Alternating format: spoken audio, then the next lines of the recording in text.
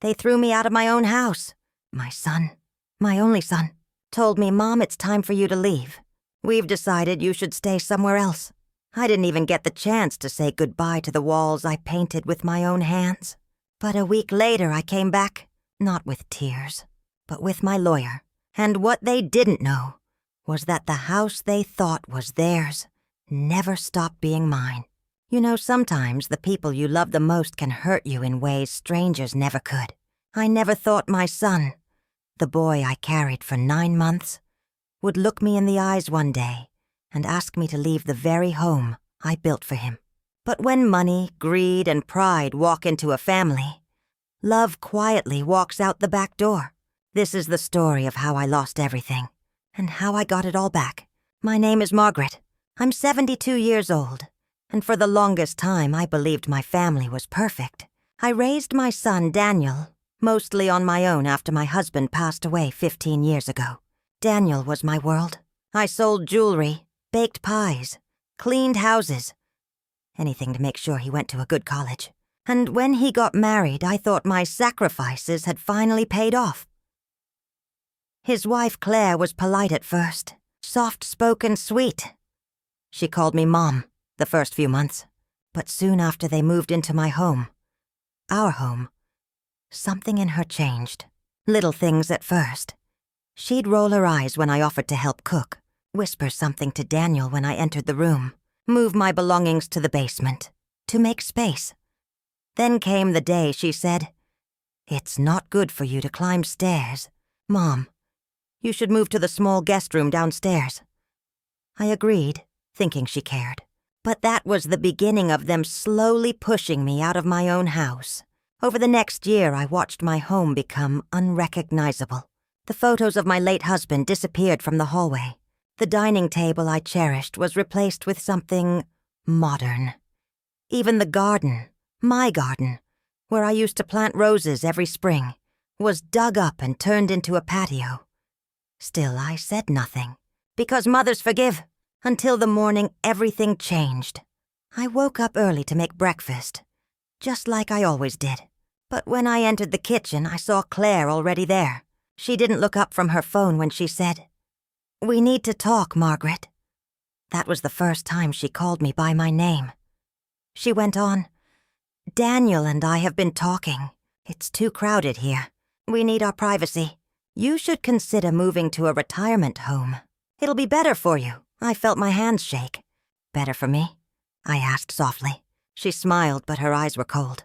"You'll have friends your age, and staff to help you. It's for your own good." Before I could answer, Daniel came in, looking uncomfortable. He couldn't even look me in the eyes when he said, "Mom, it's just temporary. We'll visit. You'll be happy there." That was the moment my heart cracked.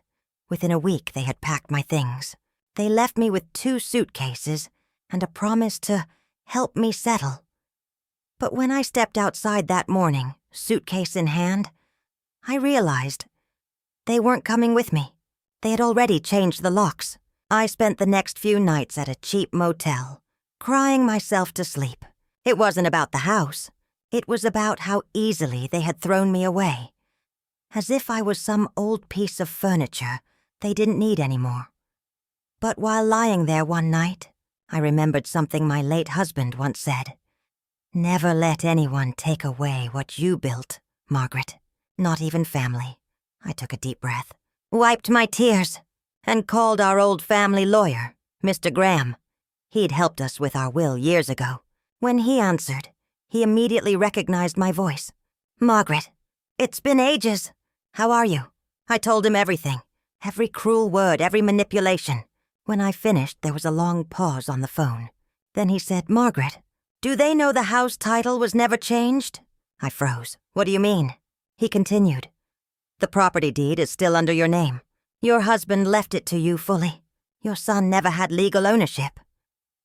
For the first time in weeks, I smiled, not because I wanted revenge, but because I realized I still had power. The next day, Mr. Graham came to visit. He looked over the documents, the will, the property papers. Everything confirmed one thing. That house was still legally mine. But I didn't want to simply show up and throw them out the way they did me. No, I wanted them to face the truth the right way. So, we came up with a plan. Exactly 1 week later, I returned to the house with Mr. Graham. Daniel and Claire were outside, hosting a small gathering with friends. I walked through the gate slowly. Some of their guests whispered. I could hear Claire mutter, "Oh my God, she's back." Daniel stood up. "Mom, what are you doing here?" His voice wasn't angry. It was nervous. Before I could answer, Mr. Graham stepped forward and handed him a folder. "Good afternoon, Mr. Thompson. I'm here on behalf of Mrs. Margaret Thompson, the legal owner of this property." Claire's face drained of color. "What do you mean, legal owner?" "We live here." Mr. Graham smiled politely. "You've been occupying her property without her consent. As of today, all rights revert back to her. You have 72 hours to vacate the premises." Daniel's voice broke. "Mom, you wouldn't do this to us." I looked him straight in the eyes. "You already did it to me." Claire exploded. "You can't just kick us out. We've done so much for you." I took a deep breath. "You took everything from me. The pictures, the furniture, even my dignity. But the law says the house is mine. You didn't just lose a home today, Claire. You lost respect." The guests were silent. Claire stormed inside, yelling something about lawyers. Daniel stayed still, ashamed, maybe realizing what he'd done. I turned to leave, but before I did, I looked at my son one last time and said, "Daniel, you can lose everything in life. Money, houses, jobs. But once you lose your mother's trust, there's no getting it back." I didn't sleep that night, not because I was scared or sad, but because I finally felt peace.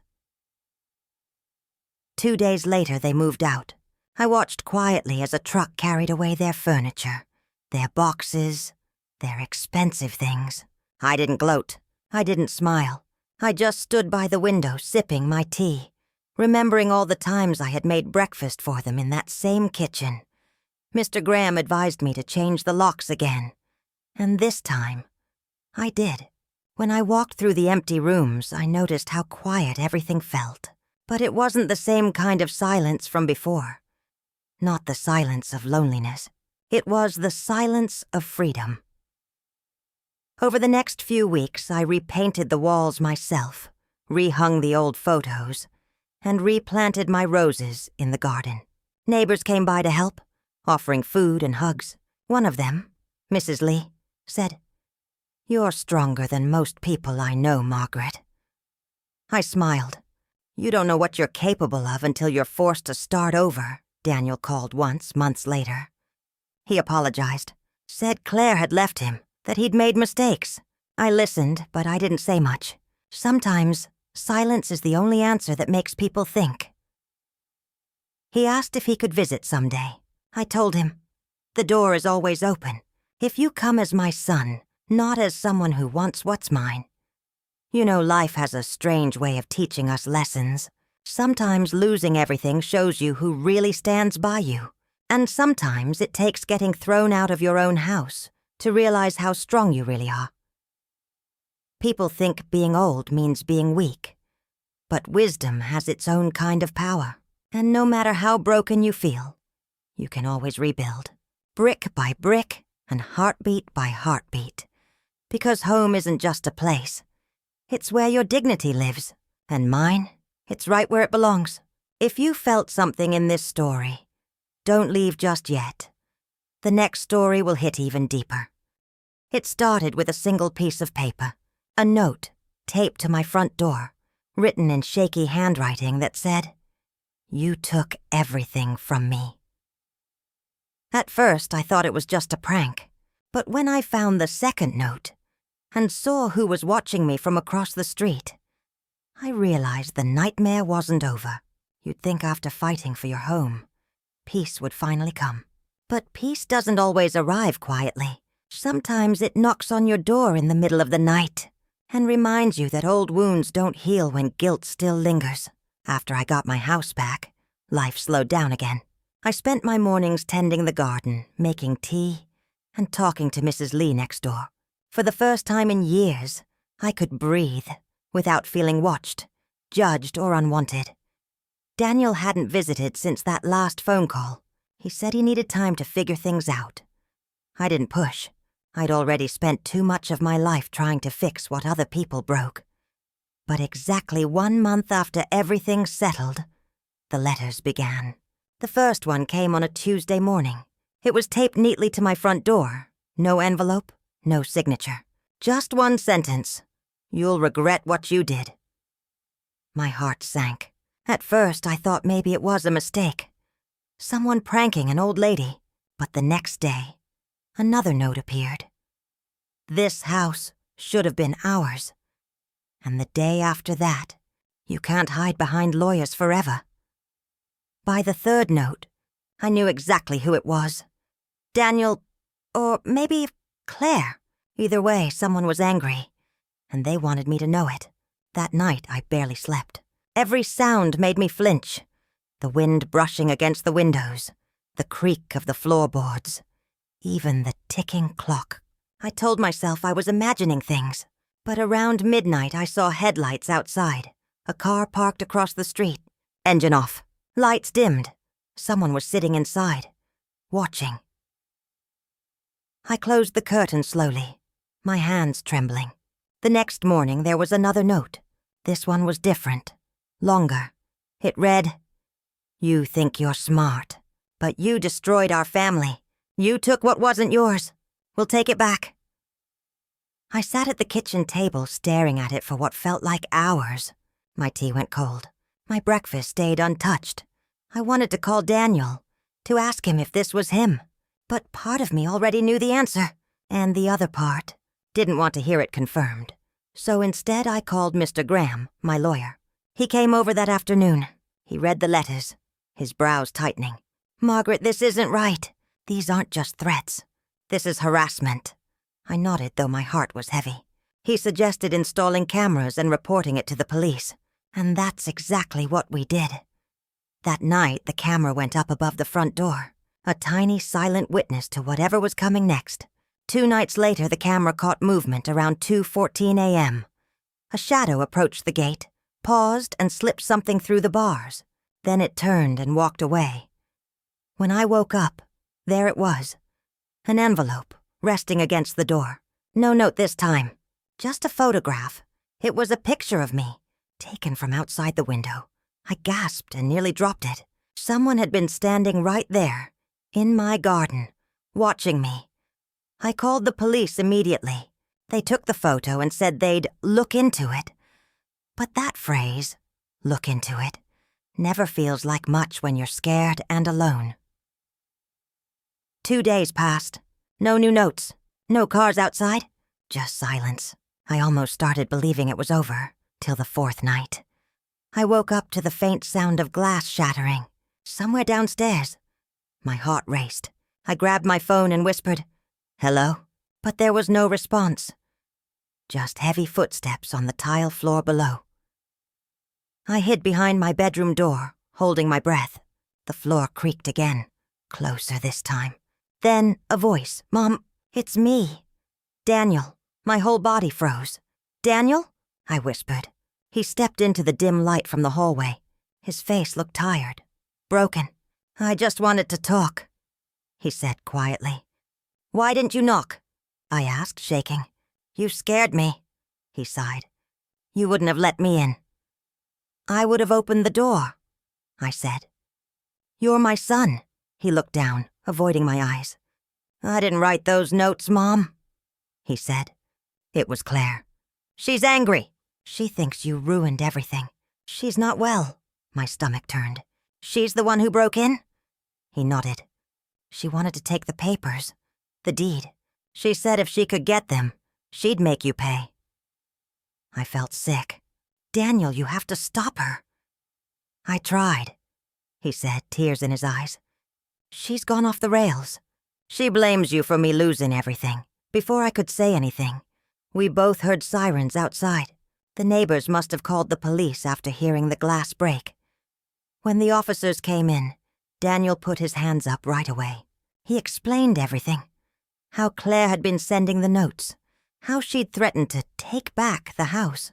They searched the car outside and found her phone, filled with photos of my home, and messages she never sent. They arrested her that night. Daniel stayed behind, silent. He looked at me one last time and said, "I'm sorry, Mom, for all of it." After the police left, the house felt empty again. But this time, it wasn't loneliness I felt. It was closure. The next morning, I sat on the porch, watching the sunrise. The air smelled like wet grass and new beginnings. Sometimes peace doesn't come because everything's perfect. It comes when you finally stop expecting people to be who they used to be. Daniel called a few weeks later from a rehab center. He said he was getting help, not just for drinking, but for everything. He wanted to start over, and for the first time, I believed he meant it. I told him, "You can always rebuild, son, but you can't do it with anger in your hands." He cried, and for once I didn't feel like I was talking to a stranger. I was talking to my son again. The police later told me Claire wouldn't be facing jail time, just probation and therapy. I didn't want revenge. I just wanted peace, so I dropped the charges. Because forgiveness isn't about letting people win. It's about setting yourself free. I used to think justice was about proving people wrong, but now I know. It's about standing tall even when no one claps for you. It's about walking back into your own home with your head high, knowing you didn't let hate change who you are. People can take your things, your name, your pride, but not your strength, because real strength isn't loud. It's quiet.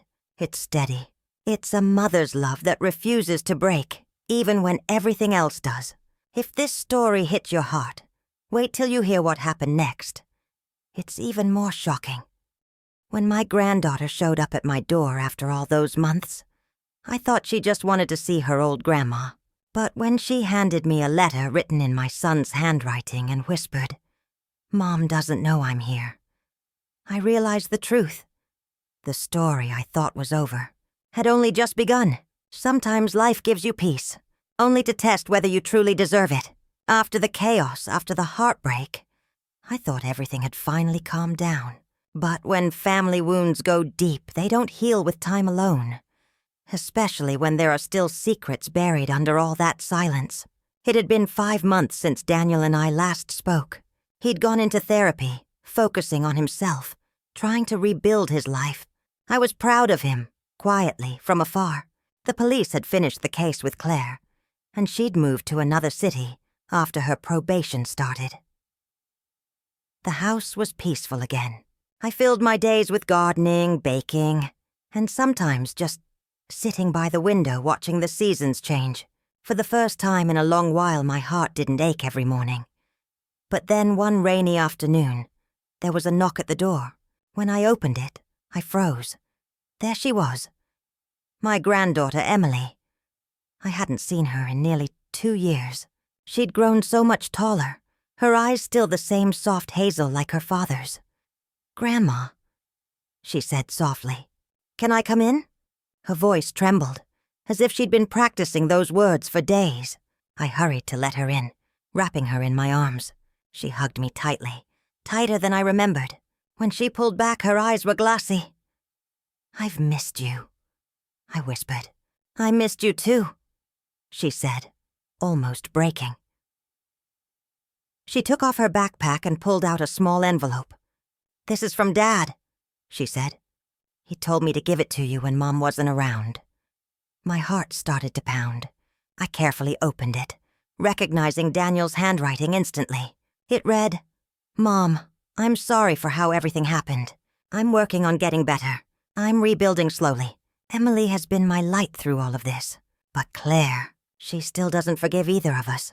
She's moving on, and I think it's for the best. I just wanted you to know that I'm doing okay, and that Emily wants to see you again. Please, if she ever comes to you, take care of her. She understands more than you think. Daniel." I stared at the letter, my hands trembling slightly. When I looked up, Emily was already watching me, her expression serious. Far too serious for a girl her age.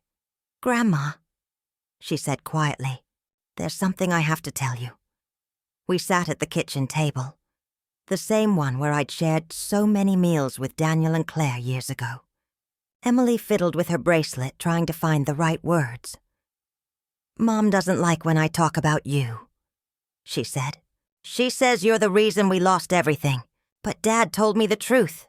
I held my breath. "What truth, sweetheart?" She looked up, tears in her eyes. "He said Mom changed after the house, that she got angry, and that he should have stood up for you. He told me the night they made you leave, he cried after you were gone." I felt my chest tighten. "He never told me that," Emily nodded. "He said he couldn't, that he was ashamed." I reached for her hand and she squeezed mine. Then she whispered, "But Grandma, there's more." I waited. She continued. "A few weeks ago, Mom found out Dad was getting better. She got angry again. She told me she wished you'd never come back. And then," her voice broke, "she started saying she was going to make you pay again." My stomach dropped. "What do you mean?" "She said she was going to take something from you this time. Not the house. Something you can't replace." I froze. The old fear, the same one I thought I buried months ago, came rushing back. I wanted to stay calm for Emily's sake, but inside my mind was racing. Did she say what she meant? Emily shook her head. "No, but she was on the phone a lot, whispering, arguing. Then she said she had a plan." That night I couldn't sleep. Every sound outside made me jump again, the same way it used to before. But this time, I wasn't just scared for myself. I was scared for Emily. The next morning I called Mr. Graham again. He sighed when he heard my voice. "Margaret, what happened now?" I explained everything. The letter, Emily's visit, Claire's threat. He told me, "If she contacts you again, or if she tries anything, we'll file an order immediately." But I didn't want to wait for the worst to happen. So I did something I never thought I'd do. I called Claire. She didn't answer the first 3 times. On the 4th try, she picked up. Her voice was sharp. "What do you want?" "Claire," I said carefully, "I just want peace. For all of us, especially for Emily." There was silence on the line. Then she said coldly, "Peace? You think you can buy peace with that house?" "It's not about the house," I said softly. "It's about the family that used to live in it." Her laugh was bitter. "There is no family left, Margaret. You made sure of that." And then she hung up. For the next few days, I didn't hear from her. But the unease never left me. Until one evening as I was preparing dinner, my phone buzzed. It was Daniel. "Mom," he said, his voice trembling. "Claire took Emily. She said she's not coming back." The next few hours were a blur. Police were called, neighbors were questioned, and Daniel drove across the city looking for any trace of them. My heart felt like it was going to stop. Then, around midnight, my doorbell rang. When I opened it, Emily stood there, soaked from the rain, clutching a small suitcase. "Grandma," she cried. "Mom dropped me off at a gas station and drove away." I pulled her inside and held her so tight she could barely breathe. She was shaking uncontrollably. "She said she couldn't do it anymore." Emily sobbed. "She said she was sorry, but she just left." I called Daniel immediately. He rushed over, drenched and crying the moment he saw his daughter safe. He hugged her and kept whispering, "I'm sorry, baby. I'm so sorry." That night, I made up the couch for him, tucked Emily into my old bedroom, and sat in the kitchen with a cup of tea, staring at the rain outside. Sometimes you don't need justice. You just need the storm to finally pass. The next morning, sunlight poured through the windows. For the first time in years, there was laughter in the house again. Real laughter. Emily was helping me make pancakes, while Daniel fixed the old door that had been broken since the last incident. He looked up and smiled at me. "I don't deserve this," he said. I shook my head. "No one does, Daniel. But forgiveness isn't something you earn. It's something you give because you want peace." He nodded quietly. Then he said something that made my eyes well up. "I want to move back here, Mom. Not for the house, for the family. For Emily. I want her to grow up remembering kindness, not anger. I didn't answer right away. I just smiled and said, "Then start today." And he did. Days turned into weeks. The garden bloomed again, brighter than it ever had before. Sometimes life gives you second chances, not as rewards, but as reminders that healing is possible.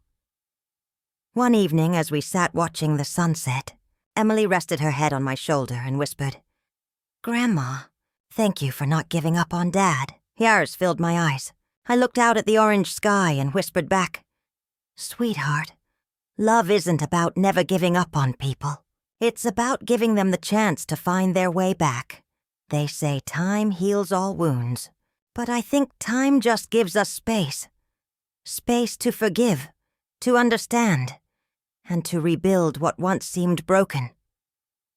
I lost my home once. Then I almost lost my family. But in the end, I realized a house doesn't make a family. Love does. And love, when it's real, always finds its way home. If this story touched your heart, stay for the next one. It's the most emotional one I've ever told. Do you know what hurts the most? It's not being thrown out of your house. It's realizing the people you built that home for don't see it as home anymore. I thought the lawyer's visit had ended everything, but the truth was still waiting, buried inside a letter I hadn't opened for years. After the chaos, after the shouting, after the judgment papers were signed, I thought it was over. Daniel and Emily had gone quiet. The house was mine again, and the neighbors stopped whispering. But silence isn't peace. Sometimes silence is just the sound of a storm that's not finished yet. That night, as the wind brushed against the window panes, I sat alone with a cup of tea that had gone cold long ago, and I thought about everything. The love I gave, the mistakes I made, and the small voice that still asked, was it worth it? You see, it's easy to think revenge or justice fixes everything. But the truth? It doesn't fix the emptiness. Yes, I had my house back. Yes, I had made them see the truth in front of the lawyer, the papers, and the witnesses. But I lost my family in the process. Every night I looked at the old photo hanging on the wall. Daniel's 5th birthday, cake smeared all over his face, Emily holding his hand, and my late husband beside me. We looked happy. Back then I didn't know that happiness could fade like old wallpaper, peeling, cracking, and disappearing little by little, until you barely recognize the color it once had. That night, I decided I needed closure. Not revenge, not property, just peace. So I went to the attic. It had been years since I stepped foot there. Dust hung in the air like tiny memories floating around. I opened a wooden box that my husband had left behind. One he told me never to throw away, no matter what. Inside it, I found something I had forgotten even existed. A sealed letter with my name written on it. His handwriting. Neat. Firm, familiar. I could almost hear his voice whispering, "When the time comes, you'll know when to open it." And that night, I knew. My hands shook as I tore the envelope open. Inside was a letter and an old photograph. A picture of our home when it was first built, before the garden, before the fence, before the world complicated everything. The letter started simply, "My dearest Anna, if you're reading this, I'm probably gone. But I know you. You're strong, stubborn, and you'll fight for what's right, even when it breaks your heart. That's why I married you." I smiled through tears. That was him, always half teasing, half loving. "I need to tell you something you don't know. The house isn't just ours. When we built it, I registered part of it under a trust. For Daniel, not because I didn't trust you, but because I wanted him to always have a home, even when we're gone. But Anna, listen carefully. That trust isn't unconditional. It only activates if he lives with love, respect, and honesty. If he fails that, it reverts to you, fully and forever." I froze. That meant Daniel never had the right to claim it. He broke those conditions the moment he threw me out. My husband had planned this. not as punishment, but as protection. And then the last paragraph hit me like thunder. If the time ever comes when this house becomes a battlefield, don't use it to destroy him. Use it to remind him of who he was before the world got to him. You're the heart of this family, Anna. Never forget that. I held the letter to my chest and sobbed. For the first time in years, I didn't feel angry. Just tired and sad and human. That night, I didn't sleep. I sat on the porch until sunrise, thinking of Daniel, thinking of what had happened to the little boy who once built sandcastles in this yard and said, "Mom, when I grow up, I'll build you a palace." The palace had turned into a prison, but maybe, just maybe, there was still a way to set us free. A week later, I called the lawyer again, but this time, not for a lawsuit, for something else. When Daniel and Emily arrived, hesitant, awkward, full of guilt they didn't know how to express, I could see it in their eyes. Regret, shame, but also fear. They didn't know what I wanted now. I asked them to sit down. Daniel couldn't even look at me. Emily kept fidgeting with her hands. I said softly, "I found your father's letter." Daniel's head shot up. "Dad left you a letter?" "Yes," I said. "And he left something for you too, but not what you think." I handed him a copy of the trust papers and the letter. As he read, his face changed. Confusion, disbelief, and then tears. By the time he reached the last line, his voice broke. "Mom, I didn't know." "I know," I said. "But that's not the point. The point is, what will you do now that you do know?" For the first time in years, the room was quiet. Not heavy quiet, but healing quiet. Emily reached for my hand, trembling. "I'm sorry," she whispered. "We were so focused on ourselves. We forgot you were the reason we had this house at all." And it burned my eyes. Not from anger, from release. We sat there, the three of us, crying like children. No lawyers, no documents, just the truth and the ghosts of everything we'd lost along the way. That evening, Daniel stood up. "Mom, if you'll let us, we'd like to move back. But this time, as your family, not your landlords." I laughed through tears. "You don't have to ask for permission to come home, son. You just have to remember what home means." Days turned into weeks. Slowly, the house started to feel alive again. Emily planted flowers in the garden. Daniel fixed the fence he once broke in anger. And every evening we'd sit together, sometimes in silence, sometimes talking about everything and nothing. Then one evening, Daniel brought something to the table. A small box wrapped in an old newspaper. He said, "Mom, I found this in the attic. I think it's yours." Inside was my wedding ring, the one I had lost years ago during the renovation. And underneath it, a note from my husband I had never seen before. "If you find this, it means the storm has passed. Let this ring remind you, love survives even the hardest winters." I looked at Daniel and Emily, their eyes filled with tears, and in that moment I realized something powerful. Revenge ends a story, but forgiveness starts a new one. A year later, things weren't perfect, but they were real. We laughed again, fought sometimes, but always came back to the same table, together. The house that once held anger now echoed with laughter and dinner smells. And sometimes when I sit on the porch and look at the sunset, I can almost feel my husband beside me. He was right all along. The house wasn't just walls and bricks. It was a reminder of who we are when love is stronger than pride. I look at Daniel and Emily now, helping little Mia, my granddaughter, water the plants I once thought I'd never see bloom again. And I whisper to myself, the truth didn't just save the house, it saved us. If this story touched your heart, don't leave yet. The next story might just change the way you see family, forever. Some truths don't die with the people who kept them. They wait quietly until the right moment to be found. I thought I had learned everything. That the lawyer's visit, the letter and forgiveness, had closed that chapter. But I was wrong, because one day, a stranger came knocking, holding something that made my hands tremble and my heart race like it did years ago. It was an ordinary morning.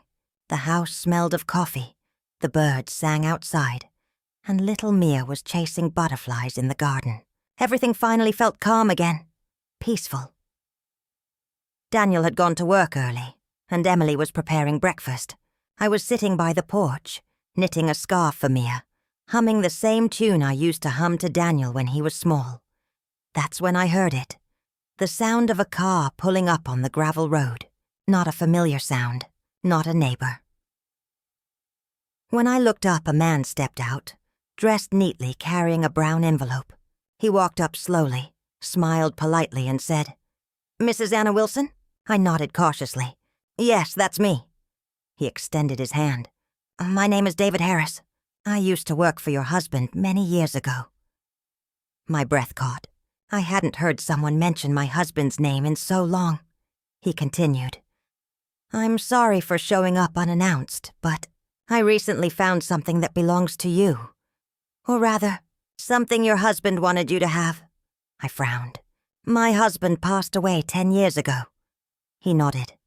"Yes, but before he did, he gave me a box. He told me to deliver it only when I felt you were ready to know what's inside." I froze. "Ready to know what?" He smiled sadly. "I don't know, ma'am. He just said, when she's healed enough to forgive, she'll understand." Those words sent chills down my spine. David handed me the box. Small, wooden, wrapped in a faded cloth. It looked old, worn by time. My fingers trembled as I took it. The moment I touched it, I felt a rush of memories. His voice, his laughter, the smell of his cologne, the warmth of his hands when we'd sit together on this very porch. I thanked the man. He nodded, tipped his hat, and walked away without another word. Emily came out, puzzled. "Who was that?" I whispered. "Someone who just opened a door I thought was closed forever." I took the box inside. We all sat together, me, Daniel, and Emily, and placed it on the kitchen table. It was locked with a tiny keyhole, but I remembered something. Years ago, my husband had a key hidden behind our wedding photo. I took the picture off the wall, turned it over, and there it was. A small brass key taped to the back. The moment it clicked open, my heart started pounding. Inside the box was a folded letter, a photograph, and a small black notebook, tied with string. Daniel whispered, "Mom, are you sure you want to read this now?" I nodded. "It's time." I opened the letter first. "My dearest Anna, if this box has found you, it means time has healed some of your wounds. But there's one truth I never told you. Not out of shame, but out of love. What I did to protect our family." My hands shook. Years ago, when we built our home, I wasn't alone. There was someone else. Someone who helped me, who believed in me when no one else did. His name was Richard. He invested in our dream when the bank refused to. But he asked for one promise, that if anything ever happened to him, I would look after his only child. I blinked. "What child?" "Her name is Grace. She's the daughter I never told you about. Not mine by blood, but by promise. Richard died before he could meet her. She grew up in foster homes. I tried to find her for years, but never could. So I left this box with David, hoping one day, if she found us, you'd know who she is." I gasped, the letter trembling in my hands. Daniel looked stunned. "Mom, are you saying Dad had another child?" I shook my head. "No, not his friends. But a promise is a promise." I opened the photograph. It was an old black and white picture of my husband with a man I didn't recognize. On the back was written, "For our daughters, may they never know the loneliness we did." Tears filled my eyes. My husband had carried this secret all his life. The notebook inside had one final message scrawled in his handwriting. "If Grace ever finds her way to you, treat her as your own. She's family." Days passed, but I couldn't stop thinking about Grace. Who was she? Was she still alive? Did she even know about us? One evening, I decided to look her up online. I asked Emily to help. She was better with technology. We searched for her Grace, daughter of Richard, with the few details from the letter. At first, nothing came up. But then, one name stood out. Grace Hamilton, 34, currently living 2 towns away. My heart skipped. Her photo showed a young woman with kind eyes. Something about her smile reminded me of my husband. Emily said softly, "Do you want me to contact her?" I hesitated, then nodded. We sent her a short message explaining who we were and what we had found. 2 days later, she replied, "I think I've been waiting my whole life for this message." She came to visit the next week. When she stepped out of her car, I felt something shift in the air, like an old wound finally starting to heal. Grace walked up, tears already in her eyes. She said quietly, "I think I've seen this house before. My dad had a photo of it. He used to tell me, 'That's where your home was supposed to be.'" I couldn't hold back my tears. I hugged her like she'd been mine all along. Daniel stood there speechless. He looked at her, then at me and whispered, "She really looks like Dad." We sat together for hours. She told us about her life, the struggles, the loneliness, the way she always felt something was missing. And when I showed her the letter, she cried silently, holding it against her heart. She said, "He kept his promise, even after all these years." That night, we had dinner together. Me, Daniel, Emily, little Mia, and Grace. For the first time in a long time, our table was full again. A few days later, we went through my husband's old notebooks and found something even more unbelievable. A second deed, a small property outside town, registered under Grace's name. Daniel stared in disbelief. "He really planned everything," I smiled. "Your father always kept his word." We decided to visit the place together. It was a small cottage by the river, abandoned but beautiful. Grace looked around, tears shining in her eyes. This was supposed to be my home?" "Yes," I said softly. "And it still can be." She hugged me tightly. "Thank you for accepting me." I whispered, "Family isn't about blood, Grace. It's about who stays when everyone else leaves." When we came back, Daniel said something that made me cry again. "Mom, maybe Dad wasn't trying to divide us. Maybe he was trying to bring us all together." He was right. Sometimes love hides inside the most complicated secrets. That night, we lit a candle for my husband. We placed his photo in the center of the table, and as the flame flickered, I whispered, "You kept your promise, love, and now, so have I." Months passed and life took on a new rhythm. Grace became part of our family. She visited every week, brought Mia small gifts, and even helped Emily with her garden. The emptiness that once haunted the house was gone. Sometimes I'd sit alone with the old box and think, how strange life is. One letter changed my heart, one stranger changed my home, and one secret changed everything. I used to think that truth only hurts, but now I know. Truth also heals when it's ready to be heard.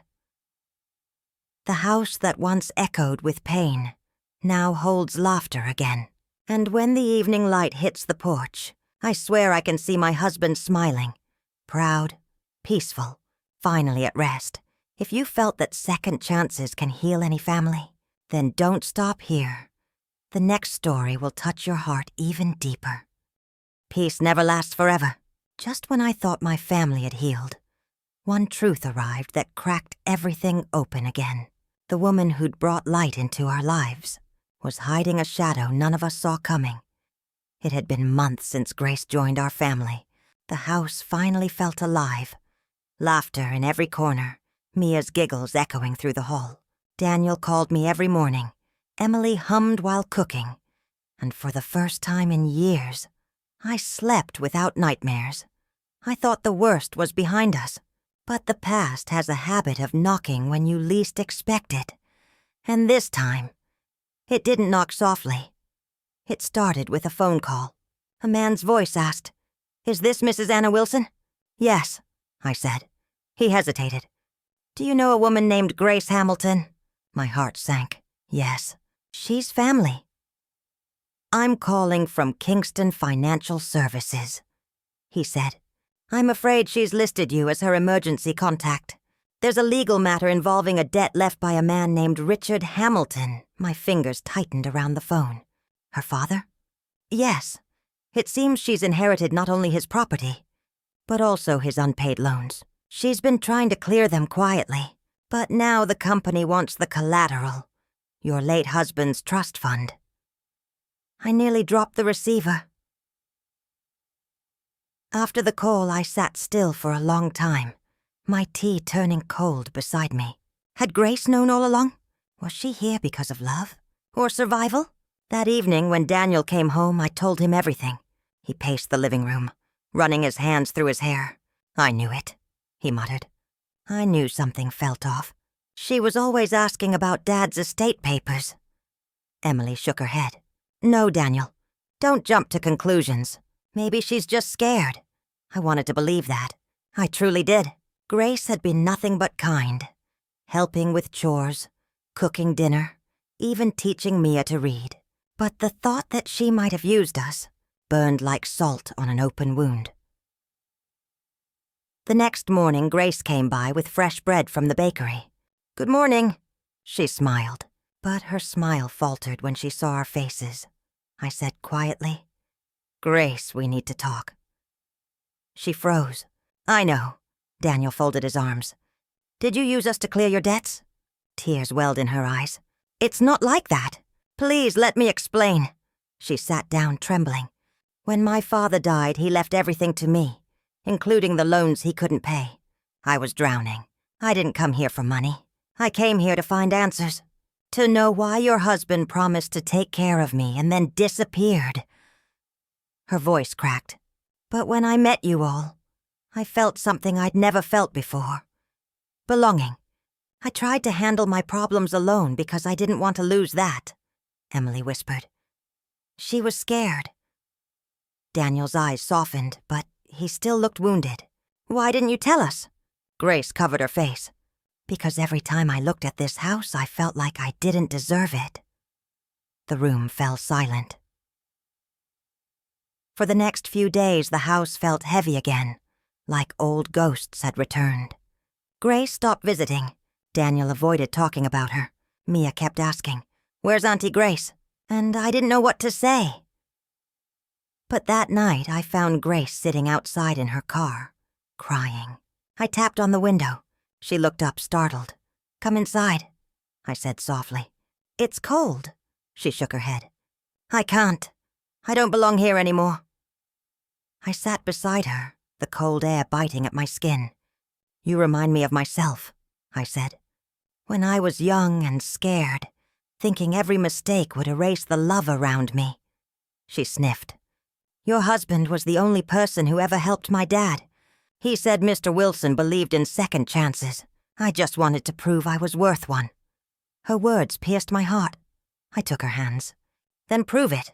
Not by running away, by standing up." The next morning I called the lawyer again.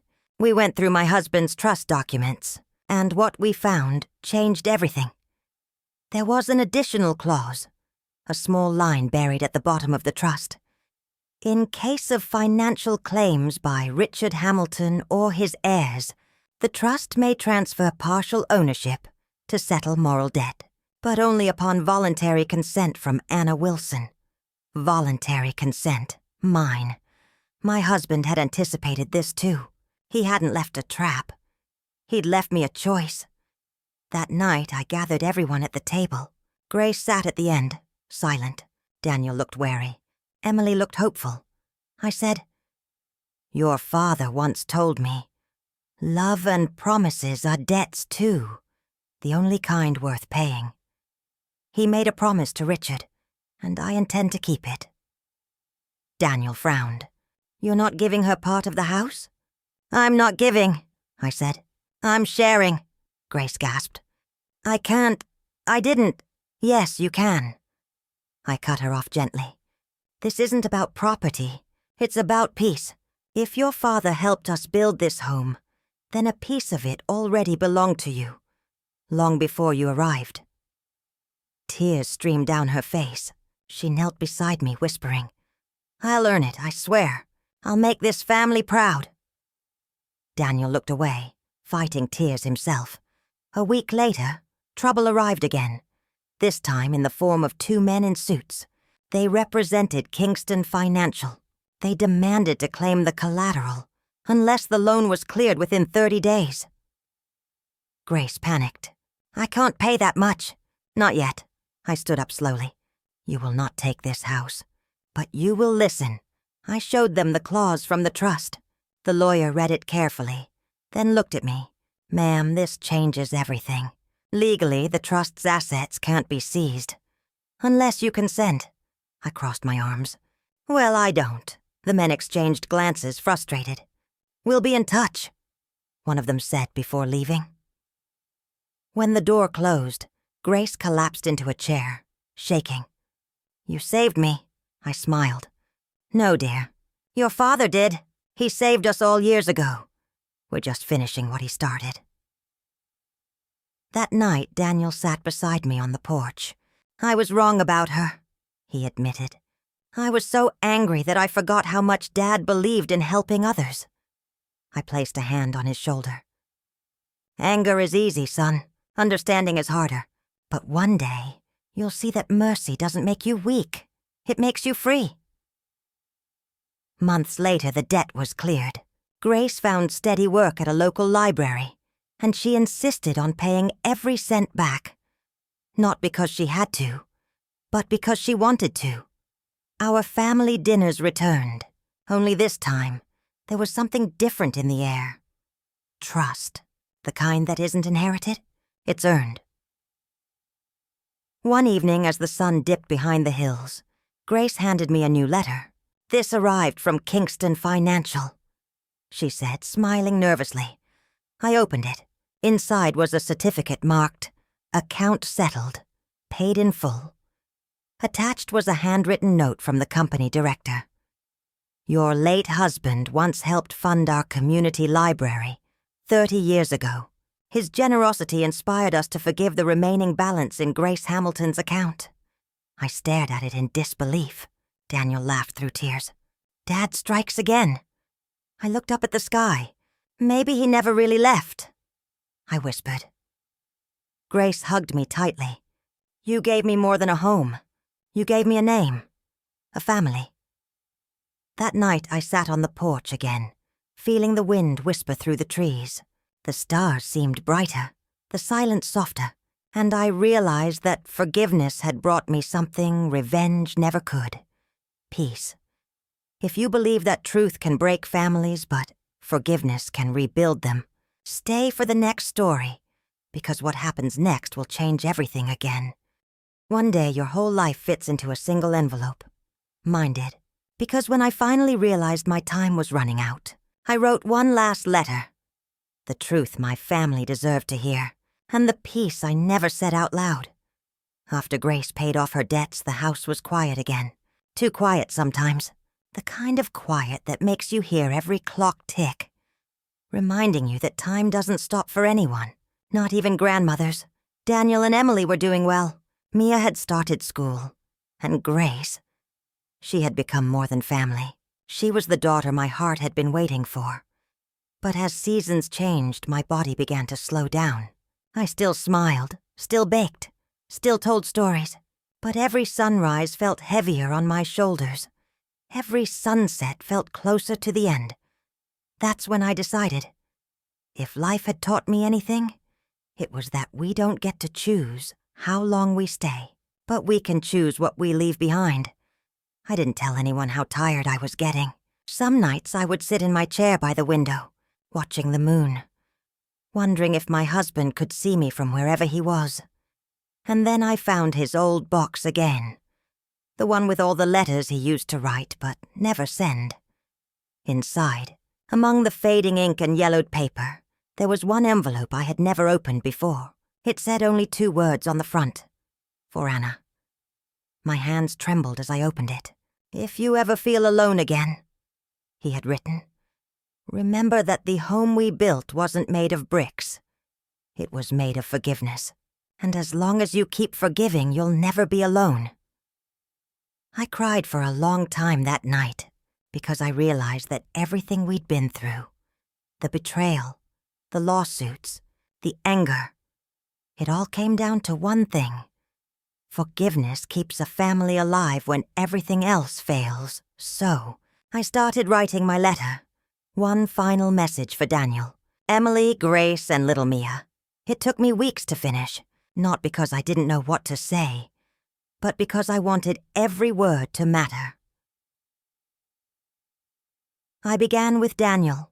"My dear son," I wrote, "I know life tested you harder than most. You carried the burden of being strong even when you were breaking inside. But remember, strength isn't silence. It's honesty. Let yourself feel, forgive, and fall in love with life again." Then Emily. "My sweet girl, you've been the glue holding everyone together. Don't lose yourself trying to fix others. It's okay to rest. You deserve joy too, not just responsibility." And then Grace. "My unexpected daughter, you taught me that family isn't blood. It's the courage to love someone anyway. Never doubt your worth. You've earned your place here with every kind thing you've done." Finally, little Mia. "When you grow up and you feel lost, look for the old tree by the porch. I buried something there. A little box with stories about how brave your family was. Dig it up when you're ready. And remember that you come from people who chose love over pride." When I finished writing, I sealed the letter and placed it in the same wooden box that once held my husband's. Then I added one more thing, the key to the house. Not because I thought they'd ever lose it, but because I wanted them to remember. The house wasn't mine anymore. It was theirs. Days passed. Grace visited every afternoon after work. She'd sit with me and read aloud from her library books. Sometimes I'd fall asleep while she was reading, and she'd tuck a blanket around me, whispering, "Good night, Grandma." Daniel and Emily would come on weekends. They'd bring Mia, who'd run through the garden chasing butterflies, shouting, "Grandma, look, it's landing on my hand." I'd laugh, pretending my old bones didn't ache. But one morning, I woke up and knew. My body was telling me it was almost time. So I called Grace into the room. She looked worried. "Are you okay?" I smiled. "I'm just remembering." "Remembering what?" she asked. "Everything. The people I loved. The mistakes I made. The lessons I wish I'd learned sooner." She sat beside me, holding my hand. "I'm scared," she whispered. "I can't imagine this house without you." I squeezed her hand gently. "Then don't imagine it. Fill it. With laughter, with stories, with people who need a second chance. The same way you did." Her tears fell silently. That evening, as the sun dipped low, I wrote one last line at the end of my letter. "When I'm gone, don't mourn me. Celebrate me, because you gave me more life than I ever thought I'd have." Then I put the letter back in the box, locked it, and placed it under the porch tree, the same spot where my husband once planted roses. A week later, Grace came to visit as usual. She found me asleep in my chair, the window open, the breeze moving gently through the curtains. But that day, I didn't wake up. They said I looked peaceful, like I'd just fallen asleep with a smile. Daniel held my hand for hours, whispering, "Thank you, Mom, for everything." Emily cried quietly beside him. Grace stayed behind after everyone left. She noticed something. The soil under the porch tree had been freshly turned. She dug there with her hands until she found the little wooden box. When she opened it, she saw my letter. She read it out loud under the stars, her voice trembling through every word. Daniel and Emily came outside, drawn by the sound of her crying. When she finished, none of them spoke. They just held each other and looked up at the night sky. It was Mia who finally said, "Grandma's with Grandpa now, right?" Daniel nodded, smiling through his tears. Yeah, sweetheart. And I think they're both proud of us. After my funeral, they planted another rose bush beside the old one. Grace's idea. She said it's not for her. It's from her. Because she'd want something beautiful to keep growing here. Years passed. Mia grew older. She became a writer just like I hoped. Her first book started with a single line. My grandmother taught me that forgiveness doesn't fix the past. It heals the future. Daniel and Emily turned the house into a small community home for single mothers. Grace managed the place, helping women rebuild their lives, and every person who walked through those doors could feel something. A warmth, a peace, a sense that someone once loved deeply here, that someone was me. Sometimes, I imagine them still gathered around the table, laughing, arguing, forgiving, the way families do. And I smile because I know I didn't just leave behind a house. I left behind home. If you ever drive down Maple Lane and see a big oak with 2 rose bushes beneath it, stop for a moment. You might hear the wind whispering stories. Stories of pain, forgiveness, and love that never died. And if you listen closely, you might hear an old woman's voice saying softly, "It's never too late to forgive.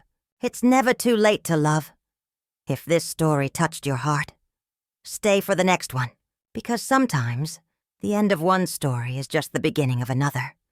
When I was alive, I told stories to keep memories from fading. But even after I was gone, my story wasn't finished, because one day they found my diary, and in it, the secret I never had the courage to say out loud. It had been 6 months since my funeral. Spring had arrived again. The air smelled of rain and roses. Grace still visited the old house every evening. Daniel and Emily managed the community center. And Mia, oh, my sweet Mia, she had started writing her own stories. But one afternoon, while they were cleaning the attic, Grace found a small wooden box wrapped in an old quilt. Inside there was a faded leather diary, the one I had promised myself to destroy, but never did. She opened it carefully, afraid the pages might crumble. And on the very first line, written in my shaky handwriting, she read, "If you are reading this, then I am already gone. But don't cry, because this diary isn't about death. It's about life, the parts of it I never told you." The first few pages were filled with stories they already knew. How I met my husband, how Daniel was born, how we built the house, but then the tone changed. Grace read aloud, "I need to confess something.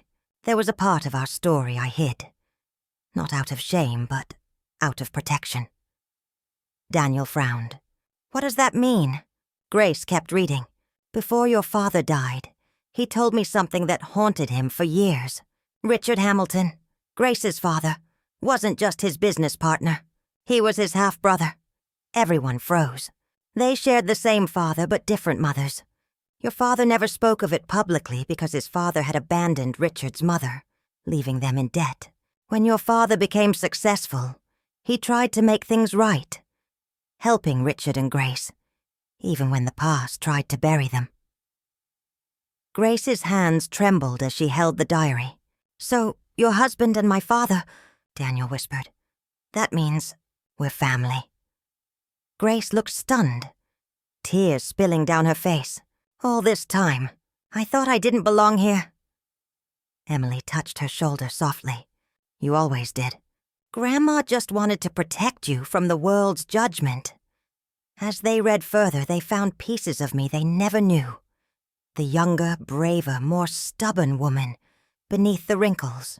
"I wasn't always gentle," I'd written. "I made mistakes. I said things I can never take back. But I learned that regret is a teacher. It hurts you, but it also shapes you." Daniel smiled faintly. "That's exactly like her." Grace flipped to another entry. "When Grace came to our home, I recognized something in her eyes. The same fear I used to hide. The fear of being unwanted. That's why I couldn't turn her away. I didn't save her. She saved me." Grace pressed the page to her heart, whispering, "I miss you. And if you're reading this now, The diary continued. Know that I left something else for you. A final story. It's buried under the old oak tree beside the roses. Follow the roots, and you'll find a small tin box. Inside it is a recording, my voice, telling you one last truth. They all exchanged glances. Mia, her eyes wide, jumped up. Let's go find it. They hurried outside, digging near the oak tree where my letter had once been found. The soil was soft, and within minutes, they uncovered a rusty tin box. Inside, wrapped in a cloth, was a tiny tape recorder and a cassette labeled Play Me. Daniel took it inside, cleaned off the dust, and slid it into an old player. The tape crackled. Then my voice filled the room, weak but warm. If you're listening to this, my loves, then I guess my time finally ran out. But don't be sad. I've had a long, beautiful life because of you. Grace gasped softly. Daniel held Emily's hand. Mia climbed onto Grace's lap, eyes glued to the speaker. There's one thing I couldn't tell you while I was alive. I knew about Richard and your father, Grace. I knew from the start. But I stayed silent because I didn't want that truth to define you. Family isn't blood. It's choice. And I chose you, just like I chose to forgive. My voice trembled on the tape. I forgave your father for leaving me too soon. I forgave Daniel for the words he threw when he was angry.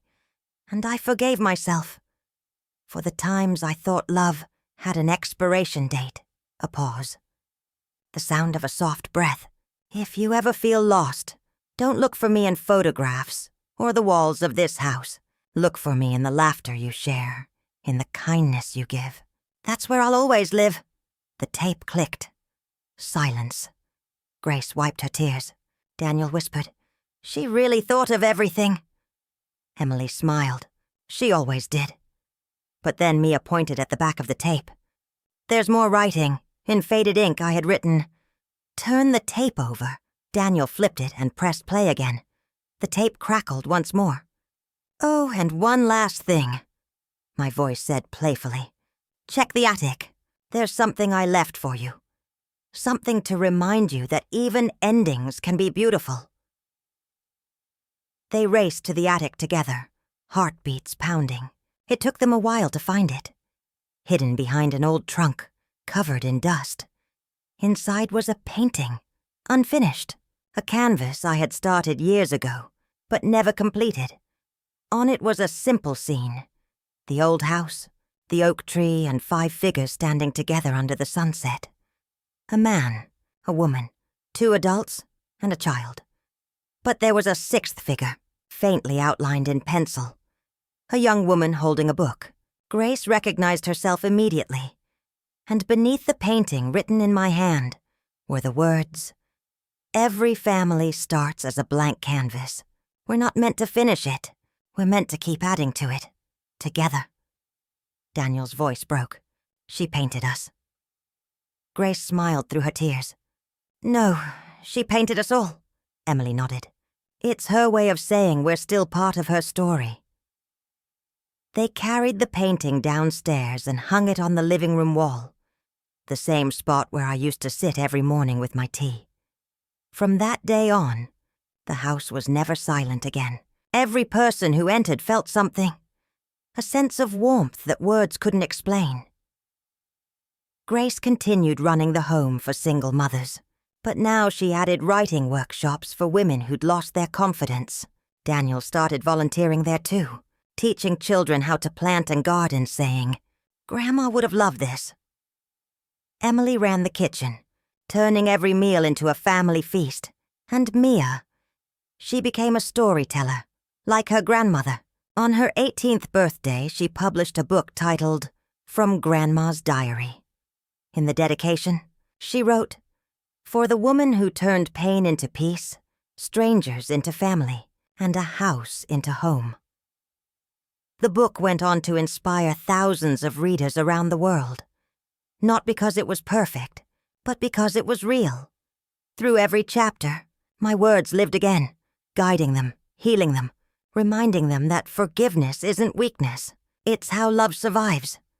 If you ever pass by Maple Lane today, you'll see the same old house, freshly painted, flowers blooming, children laughing in the garden, and inside, hanging above the fireplace, you'll find that painting. They've added more figures to it over the years. Friends, children, neighbors, because that's what family is. A story that never ends. Sometimes, when the wind blows through the open window, it rustles the pages of a diary still sitting on the shelf. And if you listen closely, you might hear my voice whisper, "Thank you for finishing my story." If this story touched your heart, share it, because you never know whose pain it might heal next.